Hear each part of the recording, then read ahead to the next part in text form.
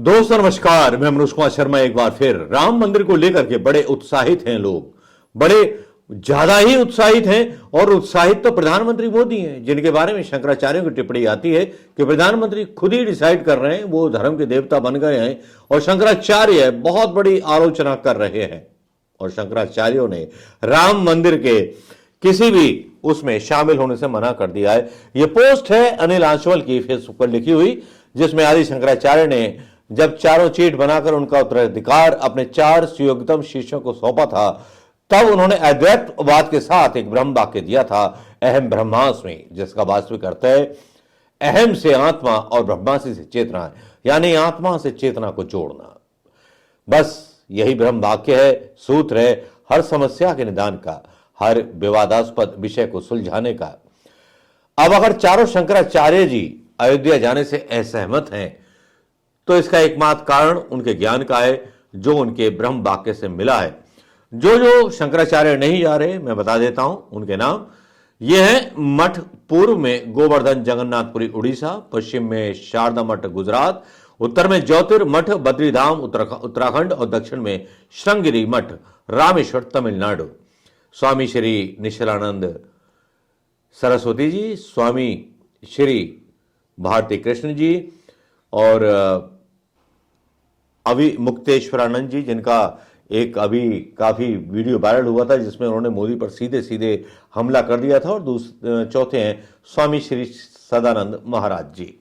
ये इनके बिना, साधु संतों के बिना क्या राम आएंगे, या आप उनको लेके आएंगे जिनको जो राम को लाए थे वो फिर से लाएंगे? साधु संतों के बिना भगवान राम भी नहीं आएंगे।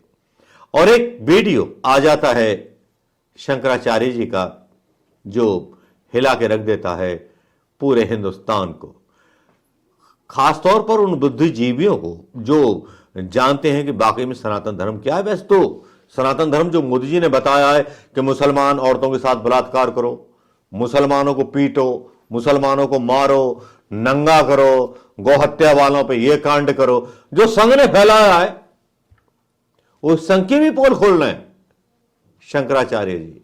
और शंकराचार्य जी क्या क्या बोल रहे हैं जरा सुन लीजिए। सबसे बड़े आदरणीय स्वामी जी के बोल आप सुन लीजिए। राजनीति का अखाड़ा मत बनाइए राम मंदिर को। ठीक है, सभी दलों को लोगों को आमंत्रित करने का मतलब ये है कि ये सर्वदलीय सभा हो रही है। यही तो हम कह रहे हैं कि ये क्या हो रहा है, ये राजनीति हो रही है। जो राम का भक्त है वो वहां जाएगा, जिसने राम जन्मभूमि की प्राप्ति के लिए प्रयास किया है, उसको आमंत्रण होना चाहिए। राजनीति हो रही है तो राजनीति का अखाड़ा मत बनाइए राम मंदिर को। वो आराधना और उपासना का स्थल है और उसी रूप में उसका विकास होना चाहिए। तो बीजेपी के तमाम नेता उसका श्रेय प्रधानमंत्री मोदी को देते हैं, बीजेपी को देते हैं। भाई ठीक है, तो किसी को कोई देना चाहता है, हम मना नहीं कर रहे हैं, लेकिन मिलेगा कैसे? आप ये बताइए कि नरेंद्र मोदी जी ने क्या किया राम जन्मभूमि के लिए, क्या किया उन्होंने, कौन से प्रयास किए, कोई गिना दीजिए। हम तो उस मुद्दे से बहुत गहराई से जुड़े हुए थे, पैरवी स्वयं कर रहे थे। राम जन्मभूमि पुनरुद्धार समिति नाम का जो पक्ष था, उस पक्ष के हम उपाध्यक्ष थे और स्वयं पैरवी कर रहे थे। विशेषज्ञ के रूप में हमारी गवाही भी हुई और भी जो समझौता वार्ता हुई उसमें भी हम लोग सम्मिलित रहे। कदम कदम पर हम लोगों को सब जानकारी है। फैसला आने के बाद जब ये निर्णय आ गया सुप्रीम कोर्ट से कि राम जन्मभूमि रामलला की है, यहाँ पर दूसरे का नहीं है, उसके बाद जो शंकराचार्यों का और धर्माचार्यों का ट्रस्ट था, अखिल अयोध्या श्री राम जन्मभूमि रामालय ट्रस्ट, उस ट्रस्ट को दरकिनार करके प्रधानमंत्री जी ने एक ट्रस्ट बनाया और उस ट्रस्ट में अपने लोगों को उन्होंने रखा। तो ये तो कोई योगदान नहीं कहा जाएगा ना। राम जन्मभूमि को प्राप्त करने में क्या योगदान है? प्राप्त होने के बाद का तो ठीक है, उनकी सरकार थी इसलिए उन्होंने जो चाहा कर लिया, लेकिन राम जन्मभूमि की प्राप्ति के पहले उनका क्या योगदान है वो गिनाइए।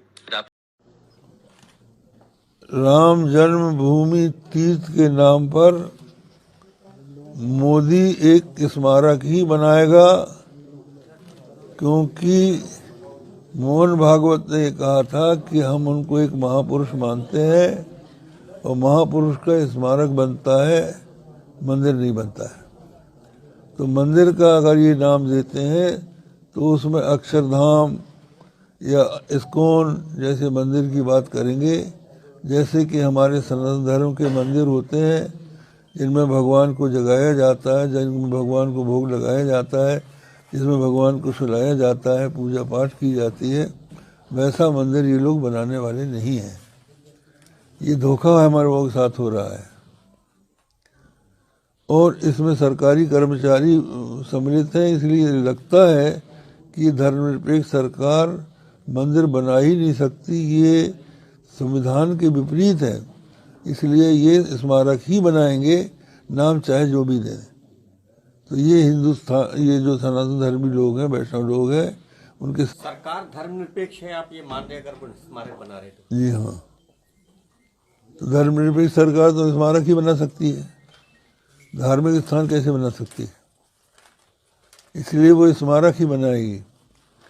तो जो सरयू के किनारे पुतला बनाया जा रहा था, अब वो पुतला जहाँ जन्म स्थान घोषित हुआ है वहाँ बना देंगे। रामलला वहाँ से अब हटेंगे, इसलिए वहाँ का पुजारी हटा दिया गया है, वहाँ का रिसीवर हटा दिया गया है। ये भी आप जिस तरह से उन्होंने अपनी बात रखी, उससे लगता है कि अब कोई शंकराचार्यों का महत्व हिंदुओं के अंदर बचा नहीं है।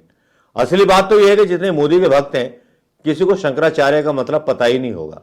अगर शंकराचार्यों का मतलब पता होता तो बिल्किस बानो के कैदियों को बाहर लेके ना आए होते, बलात्कारियों को बाहर लेके ना आए होते, उनको कड़ा दंड दिया होता।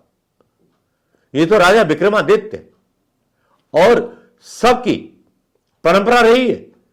हिंदू इसलिए महान है कि हिंदू सम्राटों ने परंपराएं स्थापित की, लेकिन एक ऐसे प्रधानमंत्री मोदी हैं कि जिन्होंने परंपराओं को हमेशा अंगूठा दिखाया। शंकराचार्यों का अपमान, संतों का अपमान, और खुद ही करेंगे राम मंदिर का उद्घाटन।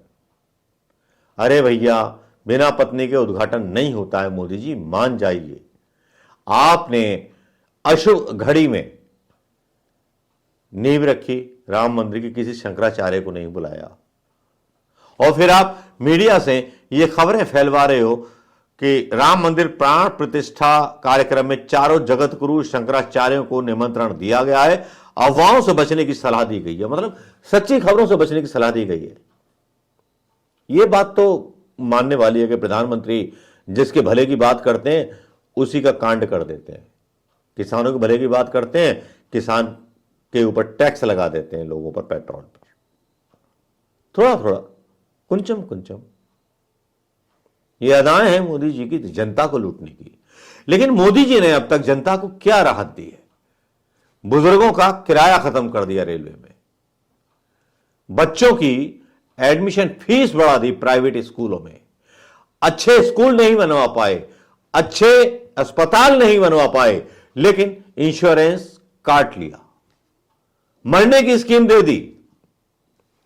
इंश्योरेंस कंपनियों का मतलब धंधा चोखा हुआ मोदी जी के राज में, और मोदी जी वही काम राम मंदिर पर कर रहे हैं। राम मंदिर पर आपको यह भी खुलासा हुआ होगा कि कई मेयर्स ने, कई बीजेपी के नेताओं ने राम मंदिर की जमीन सस्ते में खरीदी और महंगी बेच दी। क्या यही राम भक्ति है? क्या यही देश प्रेम है? राम के नाम पर व्यापार करना, और मीडिया को लगा रखा है राम मंदिर पर खबरें डालो, राम मंदिर पर खबरें डालो। बस हमारे देश की सारी समस्याएं समाप्त हो चुकी हैं। बस राम मंदिर जो है हमारा स्वर्णिम युग है। सोमनाथ के मंदिर से लेकर के कहानियां अगर गाई जाएंगी तो गुजरातियों का कायरता सामने आ जाएगा। माफ करना, मेरा सारे गुजराती भाइयों के लिए संबोधन नहीं है, लेकिन मेरा उन लोगों के लिए संबोधन है जिन्होंने सोमनाथ मंदिर में भगवान शिव को अकेला छोड़ दिया था, जो चुंबक के प्रभाव से अकेले लटके रहते थे हवा में, जिसको गजनी ने अपनी गदा से तोड़ दिया था। तो ये गदा आज फिर उसी नफरत पर चल रही है। सनातन धर्म कभी भी नहीं कहता, संत कभी भी नहीं कहते। संत तो अगर कोई काट खाए और मार भी दे तो उसको क्षमा का एक मन रखते हैं, जैसे महात्मा गांधी ने गोडसे की गोली खाने के बाद हे राम बोला था। शायद ये राष्ट्र फिर से अपनी अवनति की ओर अग्रसर है। नमस्कार, जय हिंद दोस्तों।